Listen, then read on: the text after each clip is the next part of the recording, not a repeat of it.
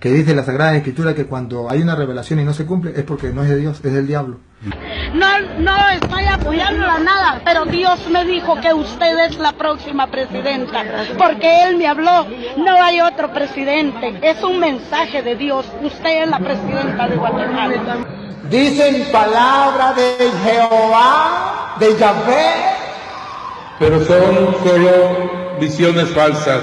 Pero son solo visiones falsas. Yo soy pastora del Príncipe de Paz y me dijo el Señor que desde el vientre de su madre la escogió y que usted es la presidenta. Hay pastoras que profetizan. 100% segura porque Dios no falla.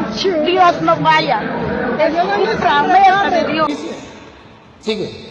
Cuando dicen palabra de Yahvé, Cuando dicen palabra de Yahvé, siendo que yo nada he dicho.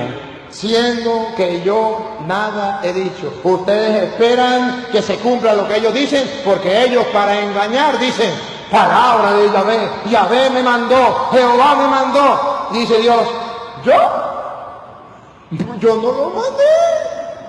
Lo mandó el que te conté. Yo no. Dice la Sagrada Escritura que cuando hay una revelación y no se cumple es porque no es de Dios, es del diablo.